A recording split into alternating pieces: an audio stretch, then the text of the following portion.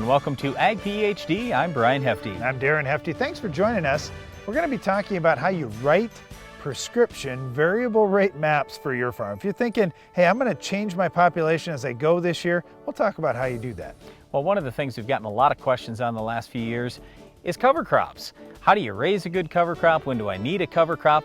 What we don't get lots of questions about is terminating the cover crop, but that is tremendously important. We're going to talk about that today. I want to talk about terminating our weed of the week. We'll get into that a little bit later in the show, but first, here's our Farm Basics. Farm Basics is brought to you by the Liberty Link trait and Liberty herbicide from Bayer. The most reliable weed management solution, Liberty Link and Liberty herbicide are the link to efficient row crop production and sustainable weed management.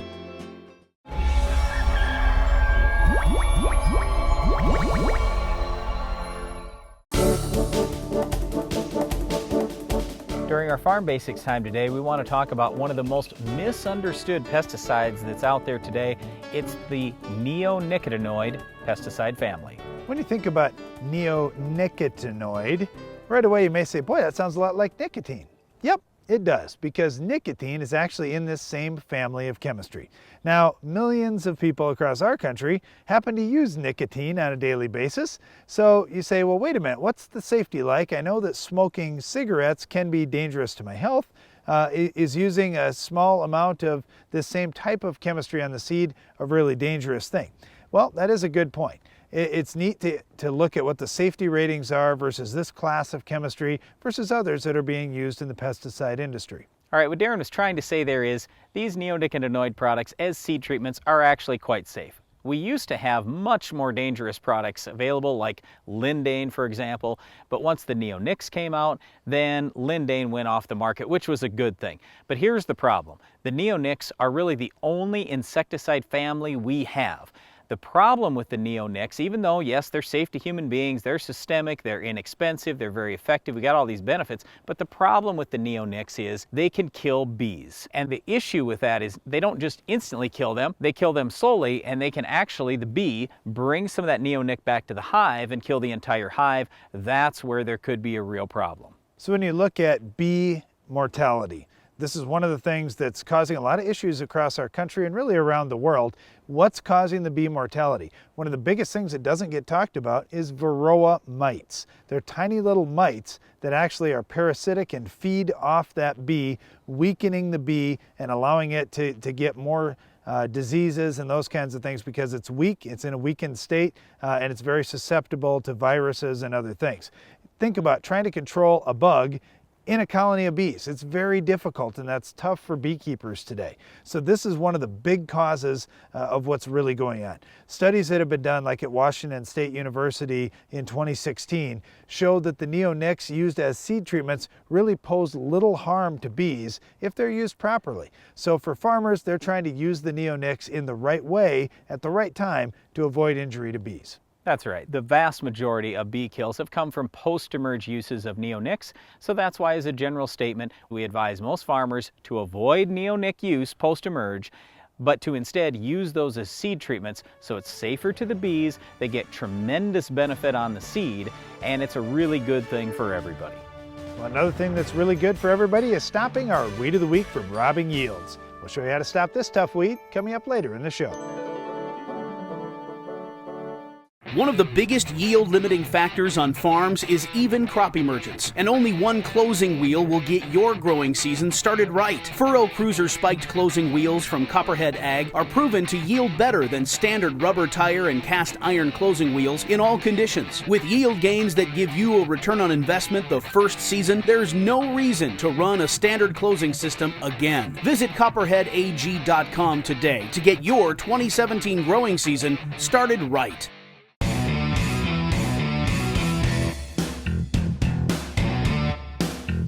Leading the charge in strip tillage for more than a decade, the Soil Warrior brings the future to your farm today. We love the quality, we love the construction. We're looking forward to working with Morton in the future. They have this down to a science. They know exactly what you want. They know how to make it happen. It's an easy process. I would definitely recommend Morton From the first time I met the salesman to the last nail that the crew put in, it has been a positive and professional experience. I'm so happy I found Morton because they just make the job so easy. Find the building of your dreams at mortonbuildings.com. Tired of that old warped poly boom ruining your spray applications? Express Boom from Hypro is a fully assembled stainless steel boom that ensures an even application of chemicals every time. Don't wait another season, upgrade today. Hypro, helping you spray better.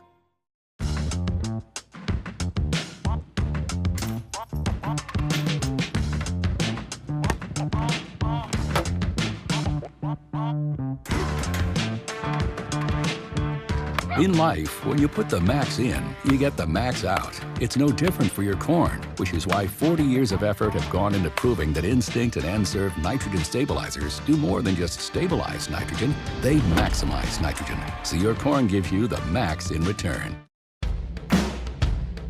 Choosing Farmer's Edge variable rate technology is an easy decision. Our team of experts develop prescription maps based on the data we collect and analyze from your land. Our prescription maps optimize inputs and boost yields, field by field, zone by zone. And with our as-applied maps, you can easily verify your application accuracy. It's another way we help you grow more precisely. There's a lot of fancy technology out there today on planters, so you can change populations as you go across the field, in some cases even change varieties. But the big question is, how do you set up these maps so your planter can do this automatically? Well, you definitely need to look at more than just one piece of information. For example, let's say you took grid soil samples this fall and you say, well, hey, here's kind of some good ground and some poor ground. This should be how I do things. You know what? That might not be a bad way to start, but I'd also cross-reference that with your yield maps and lay the yield maps over the top and see, wow, here's the zones where I'm getting the highest yield and here's the zones where I'm struggling. All right, we have a lot of people that'll say, you know what, I'm going to use soil type maps. That's how I'm going to make my variable population map. And you can certainly do that. But what we've kind of found over the years is, number one, the soil type maps aren't super accurate. And number two, you can change a soil type over time using good fertility practices, using other good agronomic practices. So I think I'd lean more toward what Darren said, looking at your soil tests, looking at your yield maps, rather than just looking at a soil type map. But that's not to say that you couldn't still use the soil type map. For example, we've got some issues with sandy strips running right up the middle of really good heavy ground. Okay, well that's pretty obvious, and that actually does show up on the soil test, shows up on the yield map, but it also definitely shows up on that soil type map. So you want to kind of do a little comparison of all these things and put it together. But the big thing too is you want to figure out a way to do this fairly quickly, and that's why it just takes a little bit of practice, a little bit of work on that computer. You got to get these things done fast. On our own farm, we're looking at maybe 3 to 5 minutes for each field to set what our population is going to be. And then, Darren, I would say it's more a little bit of your kind of feel for it and your judgment call, because is this going to be a wet year? Is it going to be a dry year? We don't know. Hey, the other thing, Brian, that we didn't talk about is satellite imagery, and that's one that's really growing in popularity. Seeing where those areas of the field that are struggling with growth during the middle of the season are is really important, and it often tells you, hey, here's an area I really do need to cut back on my population because I'm struggling getting enough moisture into the plants if I get too high a population in those areas. And yes, this does get to be a judgment call in terms of, hey, is 34,000 seeds per acre too much for corn in my area, or is 30,000 a better one for me? And you know, if I'm shooting for 300 bushel corn, how much do I really need to have for a population? Do I need 40,000? I don't believe that you do. Well, one of the other big questions we get is, how much do you really vary it in the field? What do you guys do?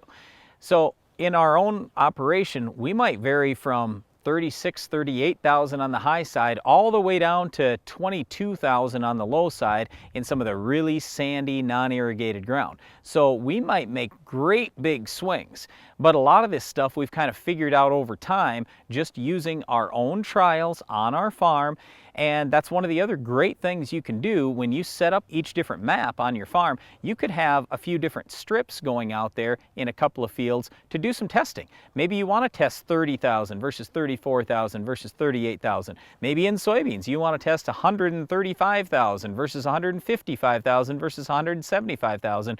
Run some trials yourself on your farm, because again, everybody's ground's a little bit different. Everybody kind of has to use their own best judgment, and certainly you can rely on an agronomist if you want to, but wouldn't it be nicer to have your own data from your own farm? And I think the way you set these strips up too is you look at your field and you say, hey, here's a pass that I'm going to make through the field where I'm going to go across 2 or 3 different soil types. That's the strip that you want to do this on. Now you can see, hey, I went up from 30,000 to 34,000. What kind of difference was there in yield when I did that? Or I dropped down to 26,000. And now I've got this 3-way comparison running right through this strip with multiple soil types, and I can see how that yield varied as I went along. Now, the Iowa Soybean Association has the Iowa On-Farm Network. You can take a look there just for how they've set up trials and what kind of results they've seen, doing some variable population studies throughout the state of Iowa too. Well, once again, we would just encourage you, if you've got this type of technology on your planter, at least be experimenting with it. Try to figure out yourself, is this going to pay for me or not? And like we said a little bit earlier, we would strongly encourage you to take a look at the yield monitor, take a look at any satellite imagery you have and your soil test results, rather than looking at an old soil type map that's usually not all that accurate. One other thing you want to watch for as you go across your farm is our weed of the week. We'll talk about how to stop this tough weed coming up later in the show. Sometimes getting the yield you want means you need a whole new game plan. Think about it.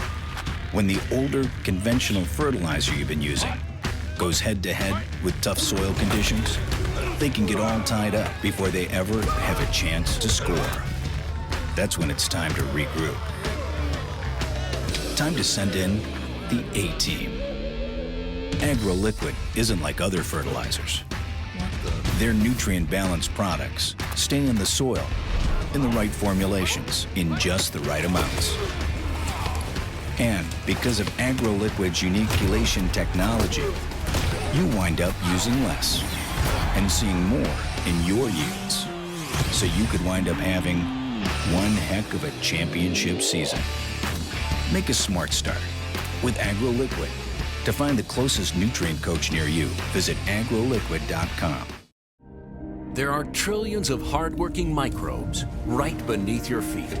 Today, Monsanto BioAg is harnessing the power of microbes, creating microscopic farmhands that help plants access nutrients, enhance root and shoot growth, and handle stressful conditions throughout the season, protecting and maximizing your yield potential.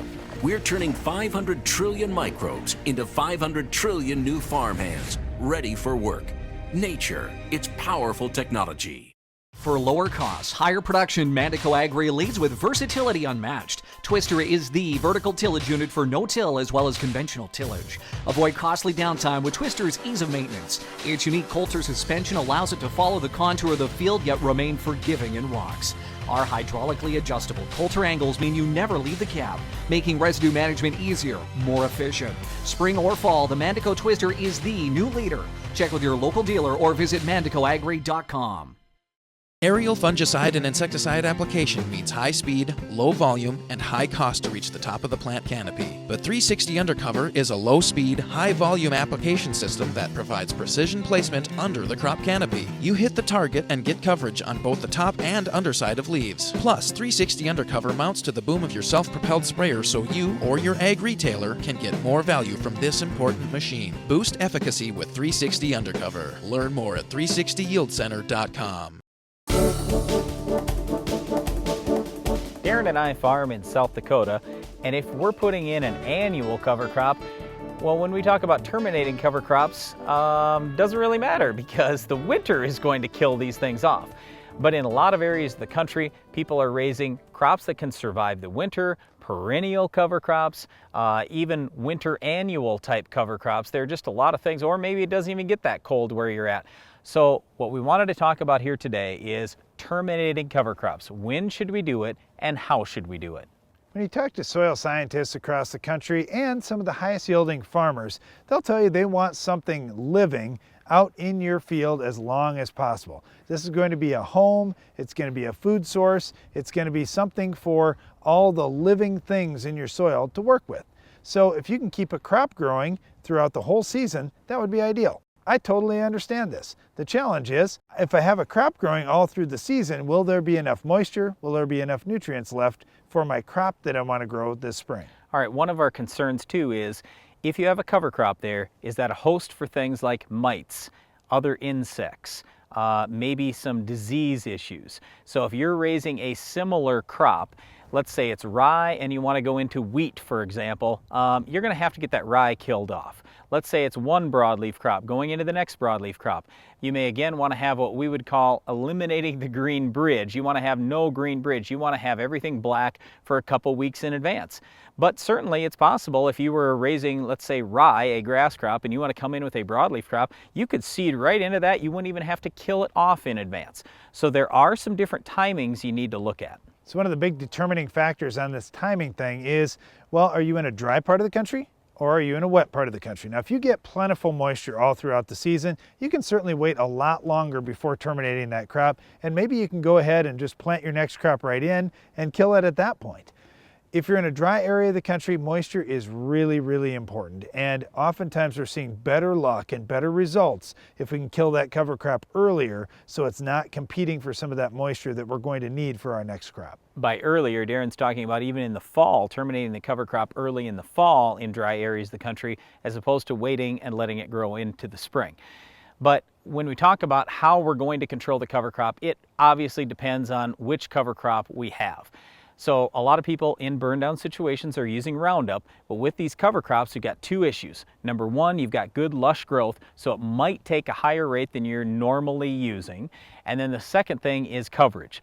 We've had it too, where we've tried to spray our cover crop out, we sprayed it with Roundup, oh, it looks like everything's working, so a lot of stuff dies back, and then there's a bunch of little stuff that was growing that we weren't able to kill. We didn't get great spray coverage. So I'm simply trying to say it may take 2 burn downs in order to get your cover crop completely killed off if you've got a nice thick cover crop. And don't skimp on the rates. When you're trying to burn down a cover crop, you've got to use a very strong rate of product, you have to use the right product, and you have to get great coverage. If all those three things come together, burning down a cover crop is not as difficult as you think. All right, the other big question that we often get is, hey, when I'm out terminating my cover crop, can I throw a pre along with it? Or, boy, with all that residue, how's that pre even going to work? You know what, for a lot of these pre's, they do go down through the residue, they get in the soil with moisture, so I'm not all that worried about it. Certainly you can't use products like Treflan that are going to evaporate immediately, but something like Prowl could be used, something like Dual. I mean, most of the products out there. If you're going to do it though, Brian, you've got to do it early, because if you wait till the last minute and then you say, hey, you know what, it's the middle of May here, weeds are starting to pop up, I'm going to spray my burn down now and I'm going to do this. Hey, you can burn down the weeds that are up, but there might be some more that are popping up tomorrow. And if you want that pre to work, it's got to have enough moisture to get off the residue, down into the soil and into those weeds. So don't wait till the last minute to do it if you're trying to put out a residual pre. What we've typically found is if you have great weed control for the first few weeks of the growing season, you're going to have great yields. So what we're trying to say here is, you know what, if terminating that cover crop, if you can't get perfect coverage on all the little stuff down below, you need to start early. So start 2, 3, 4 weeks in advance, then finish off all the last stuff right at planting or right before planting. So when that actual crop emerges, it has no weeds to compete against. Because remember, even though the cover crop, oh yeah, it's got all these benefits, everything else, once your actual crop starts, the cover crop is a weed. And speaking of weeds, we'll show you how to stop our Weed of the Week. It's coming up next. The Weed of the Week is sponsored by the Enlist Weed Control System from Dow AgroSciences, a new herbicide and trait system that will build on glyphosate. Farming isn't just in the land, it's in you. Take control of weeds like never before. Enlist builds on the Roundup Ready system, combining proven control of a new 2,4-D and glyphosate in Enlist Duo herbicide. Protect what matters without changing the way you farm. Talk to your seed or crop protection supplier today.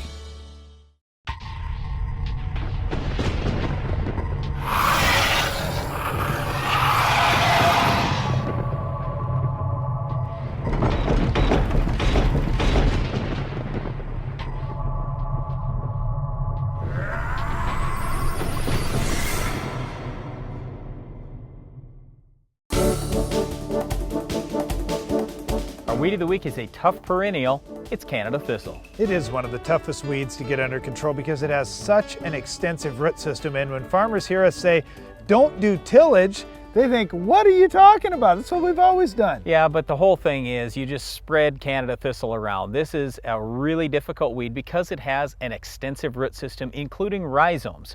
So if you cut those rhizomes below ground, you've now done two things. You may have created some new plants. Those rhizomes will shoot up new plants. But in addition to that, when you spray a herbicide, it won't have the chance to get through the entire root system. Okay, there are only a few herbicides that are really highly effective at controlling Canada thistle below ground. There's a lot of things that can burn off top growth, like 2,4-D for example. But if you want to get into the root system, here are the choices. Number one, you could use Roundup. If you use Roundup though, keep in mind you need to deliver a lethal dose to every one of those growing points. Yep. That's the highest labeled rate you're going to need. Yeah, and don't use too much water. You don't want to water down your Roundup. You want a low water volume and the highest labeled rate of Roundup. But like Darren said, the key is you have to get a lethal dose to every growing point. This isn't going to happen if you have cold weather conditions. If for some reason you don't get the product into the plant quickly, you want to have that plant growing very actively. Okay, the other two products I talk about a lot with Canada thistle are Tordon and Milestone, and there is a difference here. Tordon's been out a lot longer than Milestone has, and it is an effective thistle control product. It can move down into the root system, but with a lower use rate, a newer and a little safer product, Milestone's pretty exciting. Yeah, Milestone is even better than Tordon. Both Milestone and Tordon not only have contact activity on Canada thistle, they have residual control as well, so that's a big advantage they have to Roundup. But of course, Tordon and Milestone aren't going to be used in most cropping areas.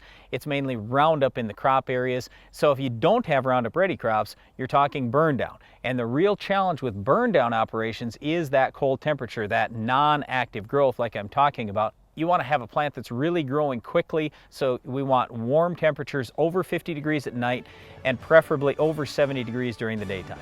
Now, if you have Canada thistle anywhere on your property, get it under control right away. Roundup, Tordon, and Milestone are the best options. Well, that's it for our Weed of the Week, but stay tuned. Iron Talk is coming up next.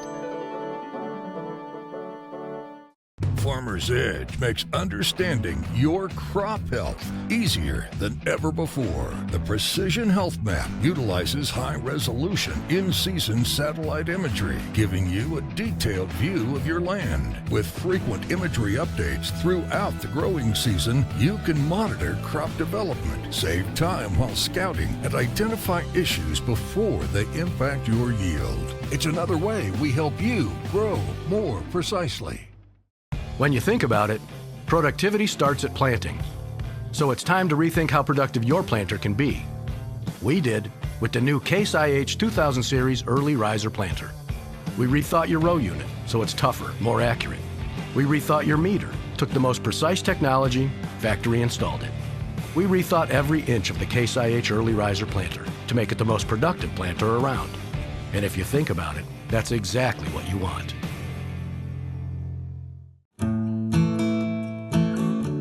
A farmer's attention to detail is what makes the difference. You take the time for service management because you know how vital it is to your operation. You service your field like everything else because soil sampling makes all the difference and gets the results you want. Download the app Soil Test Pro and start grid sampling today. Keep your farm growing strong. The more you test, the more you know. Introducing the SoilMax ZD48, the newest addition to the SoilMax Gold Digger lineup. The first plow designed for smaller class tractors, the ZD48 has been tested on tractors weighing between 10,000 and 16,000 pounds with excellent results. Designed for row crop farms, vineyards, irrigation, and specialty crop farms. The SoilMax ZD48 will install tile up to 48 inches deep as well as install 3 or 4-inch tile. The ZD48 truly opens up the world of tile installation to more farms than ever before. Are you looking for an easy way to apply dry powdered products to your stored grain? Do you want to use the applicator recommended by industry leaders for products like Diacon D and other dry powder products? Changing Time CT applicators successfully apply a diversity of products quickly, easily, and accurately. The innovative CT applicators are designed to give you the most accurate application of products such as talc, inoculants, fertilizers, and other dry products. For commercial use or on the farm, you need the applicator industry leaders are using. CT applicators for the changing times.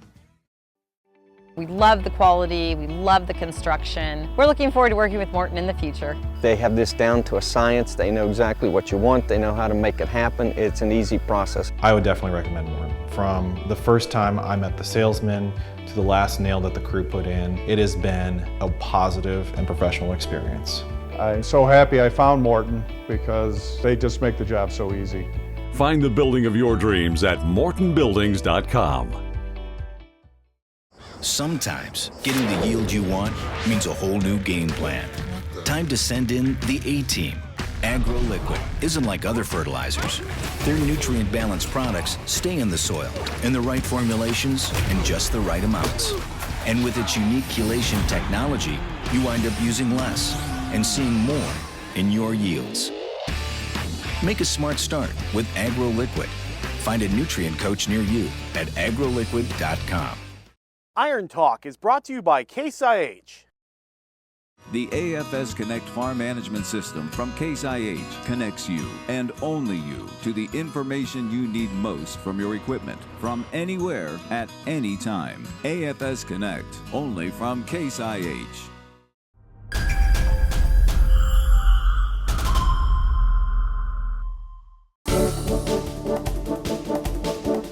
If you're not utilizing tram lines in wheat, you're missing an opportunity. I'll discuss it in today's Iron Talk. Think about how many times a season you're driving through your crop now. To avoid making extra trips, are you doing everything in one pass even though the timing is way off? Some guys will put off spraying their herbicide, waiting as long as they can to see if bugs become a problem, or even to wait until it's time to spray a fungicide. Then they mix it all up together and use tips that really only work for one of the three things they're spraying. Now think about what you could do with tram lines when spraying in season becomes easy. You'd likely make a couple of passes with weed control because it would make you money if weeds are a problem. Maybe another pass with a fungicide which has a proven track record of protecting yield, and another one with an insecticide if a bug outbreak occurs. You might even do that foliar treatment you've been thinking of if you're watching your fields for nutrient uptake. Sure, you could hire an airplane to do that, and they'd do a nice job for you in most cases. However, with today's economics, tram lines give you the choice to do those things yourself. Of course, this cuts back on application expenses, which is a good thing this year. Having the option to do these types of applications allows you to do them exactly when you need to, and you don't have to wait. Tram lines do make life easier and give you a much better chance to intensively manage your crops. That's why the tramline feature on our drill was an option we didn't want to go without. That's all for today's Iron Talk, and now back to the show. Closed captioning for Ag PhD is sponsored by Norwood Sales. On your farm, you need speed and year-round effectiveness in your tillage program. The Quick Till from Norwood Sales allows you to move quickly through your fields, maximizing time and improving yield. Constructed of heavy-duty materials, the Quick Till is ideal for both spring and fall applications, from preparing a healthy seedbed early in the season to breaking up corn residue after harvest. For more information about how a Quick Till can improve fields on your farm, call Norwood Sales today. That's all the time we have for today's show, but before we go, we want to invite you to tune into the Ag PhD radio show where we take your live phone calls each weekday on SiriusXM channel 147 at 2 p.m. Central. And don't miss the next Ag PhD TV show. We'll have another Weed of the Week, Farm Basics, Iron Talk, and a whole lot more. I'm Darren Hefty. And I'm Brian Hefty. Thanks for watching Ag PhD. Did you realize that a healthy soil only contains about 50% dirt? In order for the soil microbes and plants to work together properly, soil should contain 25% air and 25% water. Today's farming practices are designed around maintaining that healthy balance. To learn more, visit the Responsible Nutrient Management Foundation at rnmf.org.